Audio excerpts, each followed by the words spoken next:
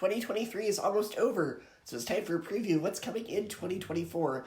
Now, a few disclaimers before we begin. Due to the writers and actors strikes, it's very likely a lot of these movies and shows will be delayed.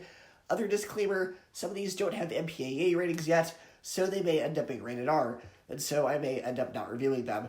Also, there will likely be other movies and shows that haven't been announced or don't have exact release dates yet that end up coming out in 2024 that aren't on this list.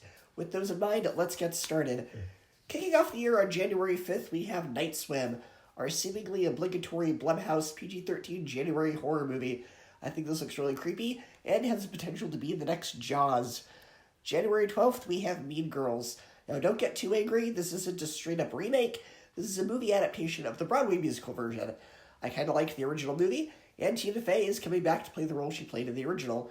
I don't know anything about the Broadway version or how it's different than the film, so I don't really have a good point of reference, but I like the original film, so I'm mildly interested in this one. That same day, we also have The Lift. This is a new Netflix movie starring Kevin Hart, and it looks like it's going to be a fun, exciting heist movie. February 2nd, we have Argylle. This is one of those movies that could end up being either PG-13 or R. There wasn't really anything super inappropriate in the trailer, but this is directed by Vaughn. He did films like Stardust and X-Men First Class, which were PG-13, but he also did the Kingsman movies, all of which are R. So this could go either way, but I really hope it does end up being a PG-13 movie, because it looks clever, it looks fun, it looks funny, and it's got Henry Cavill. That same day, we have the new Netflix and Dreamworks animated film, Orion and the Dark. It's been a while since Dreamworks has put out an original film, and after both of their movies released this year were not that great, this looks like a refreshing return to form. It reminds me a bit of Monsters, Inc., and it looks like it's going to have a great message for kids about why you don't need to be afraid of the dark. On February 9th, we have Lisa Frankenstein. Again, this is one of those movies that could either get PG-13 or R. There wasn't anything particularly graphic or vulgar in the trailer, but you never know. On the chance that this is PG-13, I'm excited. It gives me a bit of a Warm Bodies vibe. It stars Kathryn, who's great at everything, and it's directed by Zelda Williams, who is the daughter of the late, great Robin Williams. These all seem like ingredients to turn out something pretty good, though I don't know why they're not waiting until Halloween. Maybe it was supposed to come out around Halloween, but because of the strikes it got delayed, and they figured, hey, it's also a rom-com, so it kind of works for Valentine's Day. And speaking of Valentine's Day, on Valentine's Day we have Madam Web. Now, Sony doesn't really know who they want the audience for their Spider-Man universe to be. Venom 1 and 2 were both PG-13, but Kraven the Hunter has been confirmed that it will be rated R when it comes out, so I don't know if this is shooting for a PG-13 or an R. I hope it is PG-13 because it looks like a superhero version of Final Destination. I'm curious about the villain, and it looks super fun. On March 1st, we have Dune Part 2. This is a movie that, for me, is more of an obligation film. Part 1 was a movie that I had a hard time reviewing because I didn't really know what to think, because I found the plot a bit hard to follow, and because it was technically half a movie. Maybe my thoughts will change after Part 2 comes out and I see the whole story. On March 8th, we have Kung Fu Panda 4. As of me filming this video, there's zero marketing for this. No trailer, no poster, so I have no thoughts either way for this movie. I can't say whether or not it looks good, but I enjoyed all the Kung Fu Panda movies, and I'm always down for more pandemonium. That same day, we have Imaginary. Again, I don't know what the rating for this will be, but it looks very well done and creepy.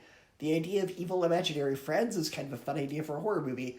The trailer gave me Poltergeist vibes, mixed with the ABC TV show The Whispers from about 10 years ago. It looks really good, and I really hope that it's PG-13. We also have Cabrini. This looks incredibly interesting. Now, I'm not Catholic, but I am a Christian denomination. I've been very open about that on this channel, and Angel Studios has put out some terrific stuff. So I'm always interested in their next project, and this may be a movie where I learn a lot of interesting stuff. On March 22nd, we have Arthur the King. Now, as much as I like Mark Whalberg, and as much as I like dog movies, I'm not excited for this, because the whole trailer spoiled the entire movie. They reveal that the dog dies in the trailer. The trailer is the whole movie, condensed into 2 minutes. I'll still see it for the purpose of reviewing it, but it's hard for me to get excited for a movie when I already have an idea of how it's going to end. I don't know why they marketed it that way. March 29th, we have Ghostbusters Frozen Empire. Based on the trailer, this looks like the first Ghostbusters sequel that will not be a retread of the original. It looks like it has an interesting premise. Paul Rudd, as well as the kids from the Afterlife movie, are all coming back, And I'm really hoping Paul Rudd gets a leading role in this one instead of a supporting role. On April 12th, we have Godzilla and Kong: The New Empire. Can't really give an opinion because there's no trailer yet, but so far I'm really digging the Monarch Legacy of Monsters show on Apple TV. I loved the previous movies in this series. I'm a sucker for a good monster movie. I'm excited to see Godzilla and Kong come back and just watch a great, big, loud popcorn flick. April 19th, Rebel Moon Part 2. Again, zero opinion on this, because as of me filming this video, Part 1 isn't out yet. It comes out in a couple of weeks, but I haven't seen Part 1 yet, so obviously I can't have an opinion about Part 2. Part 1 looks really good, but it could disappoint. So, we'll see how Part 1 turns out before I gauge my excitement for Part 2. May 3rd, we have The Fall Guy. This looks super fun. It's got Ryan Gosling, it's got Emily Blunt. It looks witty, it looks exciting. I love the trailer. Hopefully, the movie delivers. May 17th is If. I know nothing about this movie other than it's a family movie directed by and starring John Krasinski that's about imaginary friends. It's kind of weird that we have a horror movie about imaginary friends and then we have a family movie about imaginary friends coming out just a little bit after each other. Kind of a weird competition, but this sounds like this could be pretty cute. May 24th is Garfield. The teaser trailer was stinking adorable, and while I don't think Chris Pratt's voice fits, I love the animation, and it's being directed by one of the same people who did Emperor's New Groove. And come on, can it really be worse than the live-action Bill Murray Garfield movies? We also have Kingdom of the Planet of the Apes. Need I say more? All these Planet of the Apes prequel movies have knocked it out of the park. They're all fantastic. They all have great characters, and this looks like more of that. On June 14th, we have Inside Out 2. I wish I could be more excited for this, especially because when I do my Pixar rankings, Inside Out ends up in the top 10. But last time Pixar did a movie about puberty was Turning Red, which did it in a very awkward, weird, and gross way. So hopefully this tackles it more maturely like they did with Big Hero 6, and it doesn't end up going in this weird direction in the last half. That's on top of the last few Pixar movies not being very good.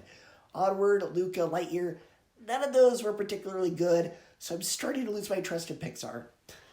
June 28th is Quiet Place Day 1. John Krasinski is not directing this one because he was busy with If, which I already talked about.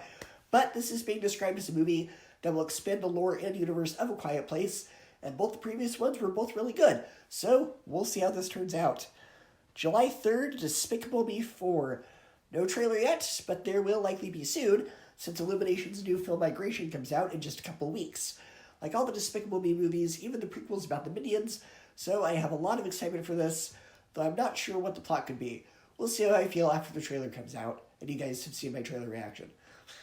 August 2nd, we have Harold and the Purple Crayon. This is a movie that's been in development for years. It was supposed to come out like this year, and then the year before that, and delayed many, many times. Now, I did not grow up with the book, but I am familiar with it. I am familiar with the premise of Harold and the Purple Crayon. I hope this ends up being a cute, feel-good family film, assuming it actually comes out this year.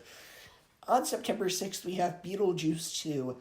Long-delayed sequels are never a good sign. The one exception to that being Tron Legacy. So we'll see how it turns out. I like Tim Burton. I like the first Beetlejuice. Hopefully it's good. September 13th, Transformers 1, as in O-N-E, not the number.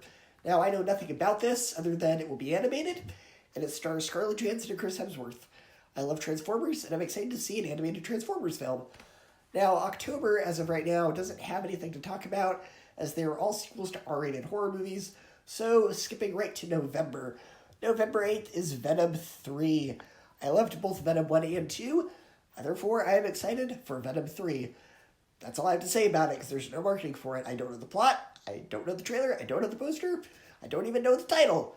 But it's Venom, so I'm excited for it based on that alone. November 27th is Wicked Part 1. I am very familiar with the Broadway musical this is based on. I love it, and it's the same director as Crazy Rich Asians, which I really liked, so I'm keeping it on my radar. December 13th, Lord of the Rings, War of the Rohirrim.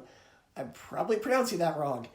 But anyway, animated Lord of the Rings movie, sign me up. I'm one of the only people who actually enjoyed that Rings of Power Amazon show. I'm always excited for more Lord of the Rings.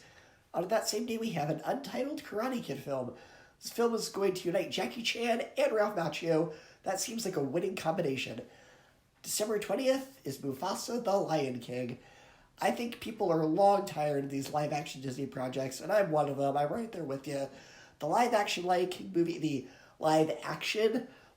movie wasn't very good, so I wish I could be more excited, but I'm really not. Sonic the Hedgehog 3. This one I am excited for. I thought both Sonic movies were solid, and Shadow the Hedgehog is going to be in the movie. Therefore, I'm very excited for it. That's it for the movies. Here's the TV shows announced for coming out sometime in 2024. The only one of these that has a definite release date is Avatar The Last Airbender on Netflix, so I'm just going by the order they're listed on Wikipedia or by their streaming service the way they're listed there when I googled 2024 TV shows. Also, again, there's a high chance some of these without release dates, those could be canceled before they even debut, as that's so often the case, quite sadly. Starting off with 2024, we have Agatha Darkhold Diaries. I'm very, very cautious about this show for two reasons. One, the direction that they took WandaVision and Doctor Strange 2 was way too dark and occult for me. I'll see how I feel watching the trailer. If it looks more cheesy like Harry Potter or Sabrina, I'll give it a shot, but if at any point I start to get the same dark feeling I got while watching Doctor Strange 2, I just won't watch it, or I'll stop watching it if it happens halfway through. Whether that be during the first episode or through the end of the show. The other reason I'm skeptical is because this show has gone through so many different writers and directors. They announced it as House of Harkness, and then Coven of Chaos, and now Darkhold Diaries. It's gone through so many changes, it seems to me like it simply just may not be very good. X-Men 97. Obviously, the original X-Men animated series is one of the most iconic cartoons of all time. I'm very excited for another season. Spider-Man Freshman Year. I'm very intrigued by this. I know it's not really going to be canon to the MCU, but that's okay. It's Spider-Man, and therefore, I'm excited for it. Bad Batch Season 3. I loved both the previous seasons, and it has been confirmed to be the final season of Bad Batch. I really hope Dave Filoni goes out with a bang and delivers a home run with this final season. Tales of the Jedi Season 2. I like the previous season and how we got to see stories about various Star Wars characters that we didn't previously get to see, and I'm excited to see what stories they tell this season. Skeleton Crew, a Star Wars show that was supposed to come out this year, but got delayed. It's being directed by John Watts, who directed the Tom Holland Spider-Man trilogy, and it's being described as sort of the Star Wars version of The Goonies, and it stars Jude Law. These seem like ingredients to deliver a fantastic show, and I can't wait. The Acolyte, a Star Wars show exploring the dark side of the Force. I love the Knights of the Old Republic games. The Acolytes were great villains in those. I'm excited to see what they do with this. Andor Season 2. I thought Season 1 of Andor was slow, but it was intriguing. I'm interested in Season 2 and how some of the unresolved plot threads of the previous season are resolved. Pixar's Win or Lose. I'm very mixed on this one. I'm excited because it's Pixar's first series not based on a movie, but on the other hand, this has been confirmed to only be a one-season show. I don't know if it was always intended to be a one-season show, or if the reception was so mixed or poor that they decided to just cancel it before any of the debuts, so we'll see. Moana the series. The Tangled series is fantastic, and I love the Moana movie. There's a lot you can do with the Moana series. I'm very excited for this. On Netflix, we have the live-action Avatar The Last Airbender. The trailers have impressed me, but again, caution, caution, caution. We all know how the first time they tried to adapt this show as live-action turned out. We'll see. And on Roku, we have the Spiderwick Chronicles. This was supposed to go to Disney Plus originally, but they decided to sell it to Roku for some reason. I love the books, I love the movie, but I don't really know how this is going to be different from the movie, so we'll see. But I'm excited for it because it is Spiderwick Chronicles. So there you have it. There's a breakdown of what's coming in 2024, at least for what's been announced. Let me know what you're most excited for in the comments.